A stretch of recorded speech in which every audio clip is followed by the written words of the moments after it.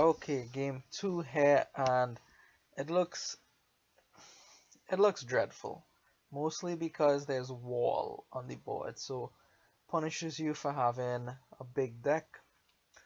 So it generally means you want to balance. I've said this before in many videos with wall, but you have to balance your deck output, like what can it do with the deck size here.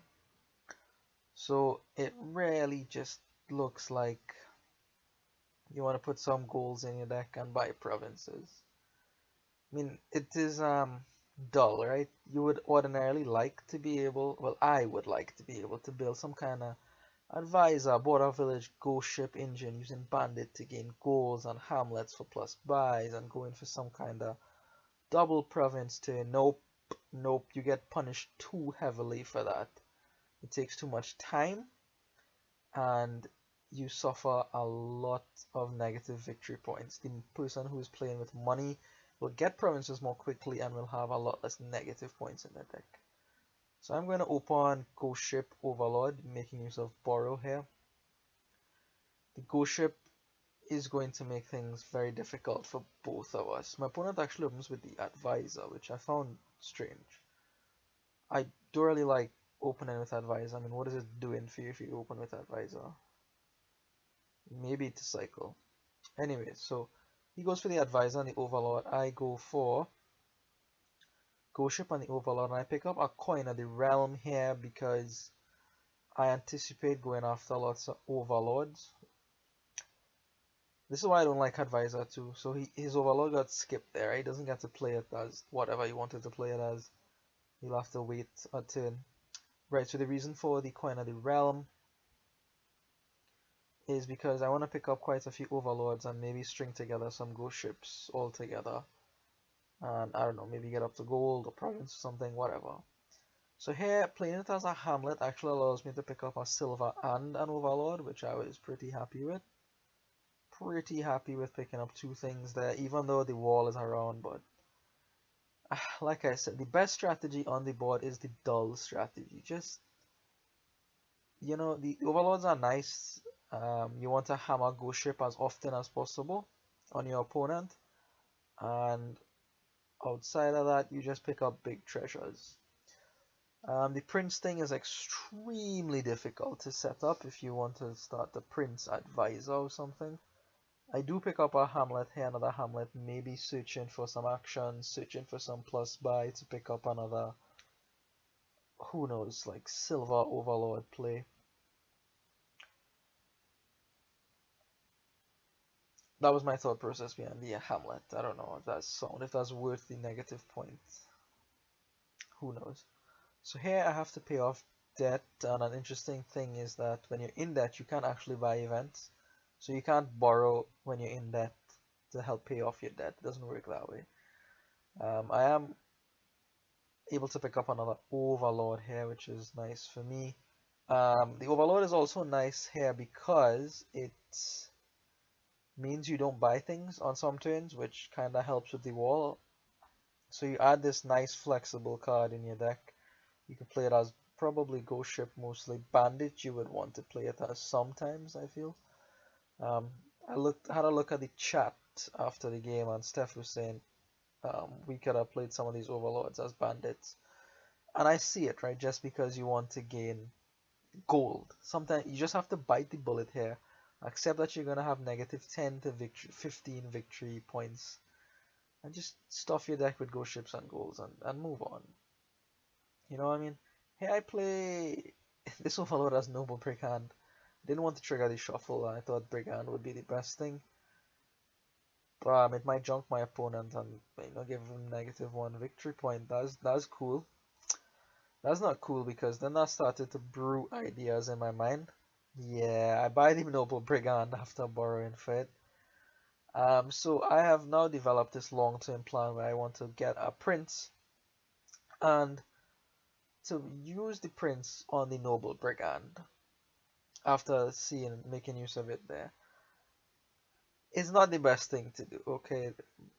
I've already told you what the best thing is to do. I know what the best thing is to do on the board, or what I think is the best thing to do on the board, right? Just hammer money, hammer ghost ships on the overlords, right? And then carry on from there. The odd coin of the realm is fine to help you just avoid terminal collision and whatever. But that's not fun. That's not fun to me anyway. And like I've done it before in wall games, you just have to stay disciplined. And gold is a very, very good card in a wall game in general. Just stay disciplined, pick up your treasures, your big treasures, as much as you could, and move on from there. But I am going to try now to go up to this mark of Prince and Noble Brigand, and hopefully just flood my opponent with coppers to send down his score, and just make the game more oppressive than it has to be, because I don't know, for some reason that's how I roll. So the wall oppresses you here, it cuts into your score, ghost ship cuts into your hand size. There's not a lot of pretty things on this board. We always get one like absolute dreadful, at least one anyway, dreadful game for the match. Last season it was the Black Museum game. That was just very, very long and drawn out. This season is this one. I don't know what I'll call this, like Ghost Wall. Yeah, Ghost Wall is probably the best thing. This is real oppression. This is real oppression. As much as possible, I am trying to dent my opponent's hand here with the ghost ship, and he's trying to do the same to me. So we finally empty the overlords. I mean, they don't cost a lot up front, so which is probably why we emptied them. Now they could serve as, well, many things. Ghost ships mostly. At least a ghost ship has to be played here. At least a ghost ship. And I'm going to play another ghost ship just because I have the coin on the mat. So this is what I envisioned when I picked up the coin. Having some kind of turn like this anyway. And I'm able to get out of debt a little bit earlier than my opponent. So hopefully that helps me. The overlord can be played as an advisor. I'm not sure if you really want to do that. I'm sure you would rather play it as ghost ship rather than an advisor. I mean, they draw the same amount of cards, right? And you'll probably get one of your good cards that may have disappeared because of your advisor. Oh well. So still more debt for my opponent paying off here, and I'm just, like I said, going to keep up with the attacking here. Just trying to keep him down on hand size as much as possible. And I believe like here and on a couple turns, it's so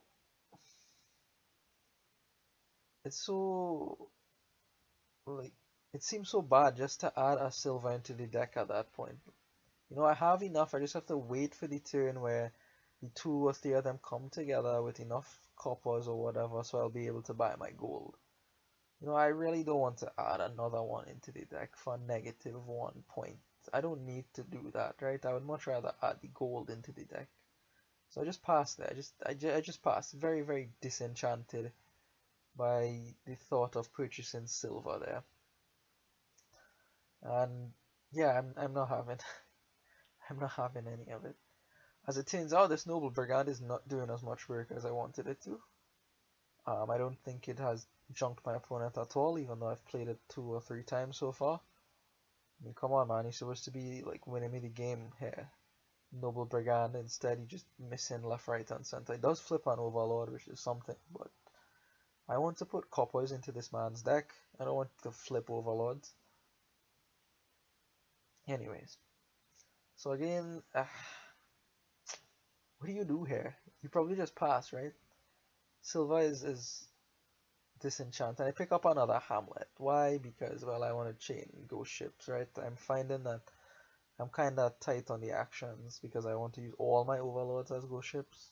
I don't have to do that, but for some reason I wanted to do that.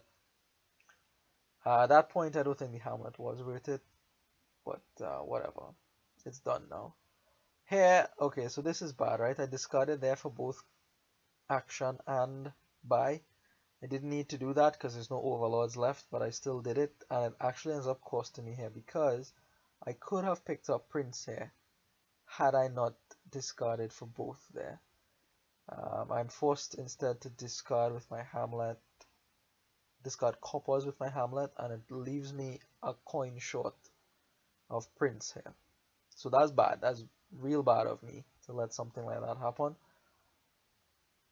My opponent has managed to pick up a couple goals, so he's doing the correct thing. You know, just going after the goals. He has his half of the advice, not the overlords, and now you start picking up gold and just buying provinces slowly but surely. There you go, another gold for him. I believe I have none or one maybe. I think I have one. Not sure, but yeah. I've been trying to play with hold the gold because I just want to line up my prince and my noble brigand to hopefully have some fun in this game. You know, maybe flip good stuff from my opponent, throw the odd copper in, send down his score, steal his money. If he has no money, he can't do things, so on and so forth. Of course, stealing his money means his score improves and mine worsens, but in the long run, if this game was 100 turns long, he would have no money and then maybe couldn't do anything. Anyways, Prince for my opponent, he actually gets there before me because, well, like I said, I was stupid and did the things in the wrong way there. I had my opportunity, but I didn't want it, clearly. So I presume he's going to put Prince on advisor, and at this point I decided to start picking up advisors to start drawing. In the chat, Steph was quite critical of our advisors, saying it's bad, right? What are these people getting advisors for? To draw them a copper, you know? Instead, we should be picking up better cards like golds and ghost ships rather than the advisors. So I think that's a reasonable criticism. I do go in for quite a bit of advisors and my opponent does follow me. And at some point I stop because, well, then I can't use my overlord as advisor, which is a convenient target for it to be. If the advisors disappear, I have no idea what I'll use my overlords for. Hamlets. That's like even more underwhelming than the advisor. Also, like I mentioned earlier, some of these overlords can be used for bandit and should have been used for bandit. Just to pick up a gold to put it in your deck. Like, it gains the gold for you, right? You don't have to wait to get to 6 to buy the gold, right? So that way you don't have to put silver into your deck. The overlord can get you the gold immediately when played as a bandit, so that is actually quite nice. You skip the silver step, right? One, as few cards as you could put into your deck, you do that. So what has happened so far? Nothing. I've managed to pick up a prince, and I'm now keenly tracking my deck to try to pair the prince and the noble brigand. Of course, I have a bunch of advisors. I also have hamlets, both of which are more attractive targets because it increases your hand size after you've been hit with the ghost ship. So it seems like a very natural choice to put your prince, or to use the prince to set aside something that will increase your hand size. Not me. I'm not having any of it. I want Noble Brigand on the Prince. Prince of Noble Brigands. Prince of Thieves. Prince of Thieves. That's me for this game. Alright, just having a bit of fun out here. Right? Just having a bit of fun. Making the most of this long, oppressive game. So I still don't see my Prince and my Noble Brigand, so it has to be in the bottom 4 cards, which means we are not going to play these advisors. I have what I want set up for me in the deck already, so just sit tight and hopefully wait for the fun to begin. So here, look, I clearly have the option to use the Prince on the Hamlet. Nah, we're not doing that. First province for my opponent, so that's pretty nice for him. I could have a province here too had I chosen to play the Noble Brigand. I could have borrowed for it, but I'm going to set it aside, pin my hopes entirely on the Noble Brigand. And here is a awful play by me. I go for border village into ghost ship, I believe. Again, I don't know why. I'm still entertaining thoughts of chaining together some kind of draw engine in this deck, but that's unreasonable for this deck, man.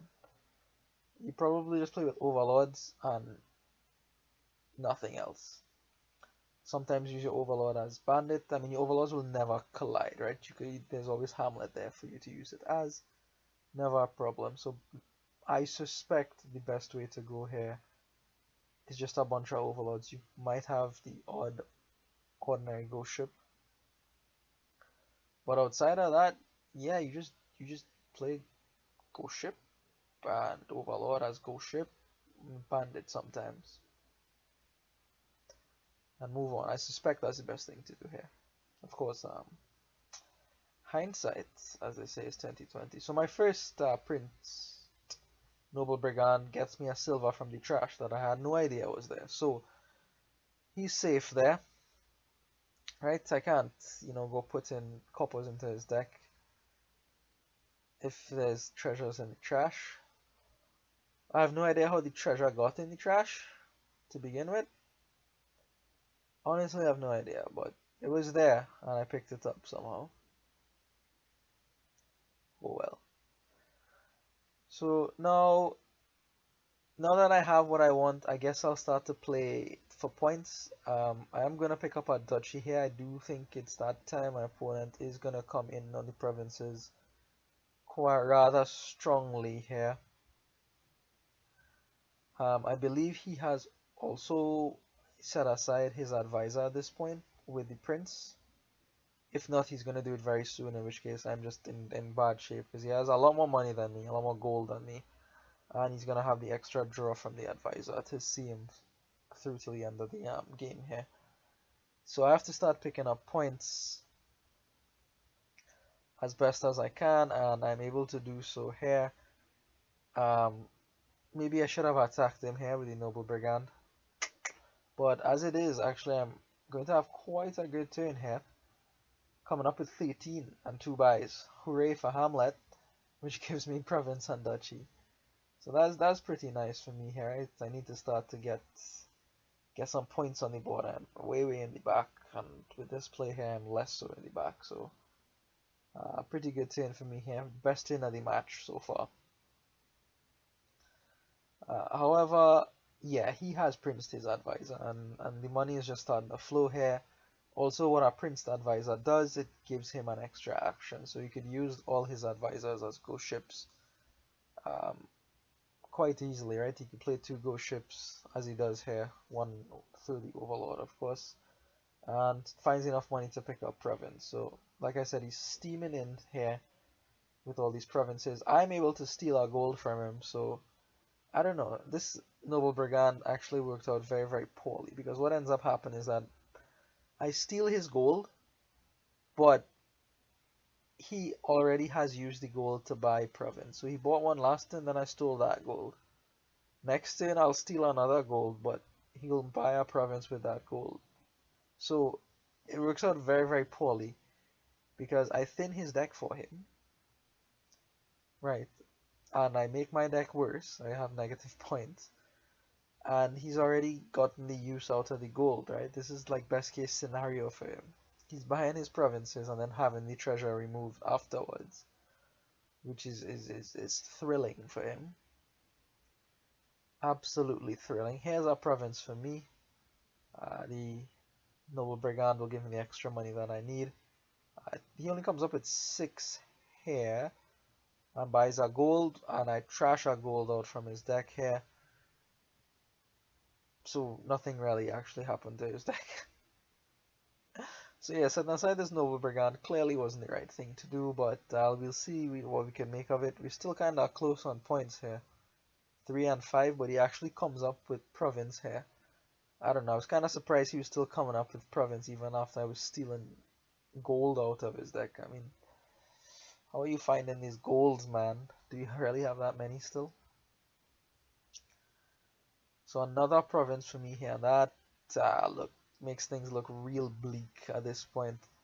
Not really sure what to do at this point. I could buy duchies, I have to buy duchies, but him picking up that province is real bad news for me. I have to rely, I have to pin my hopes entirely on the Noble Brigand, entirely on the Noble Brigand to empty the whole copper pile into this man's deck. And even so,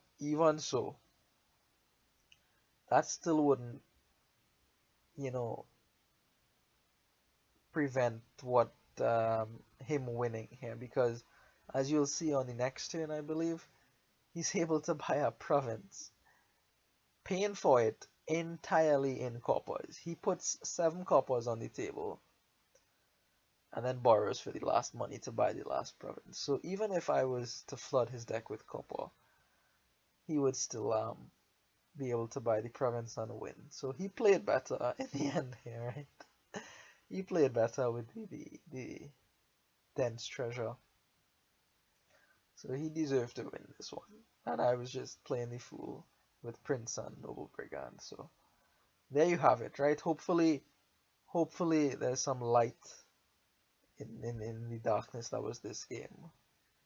Alright, thanks for watching, and I'll see you in the next one, which I will play more seriously. Alright, see you.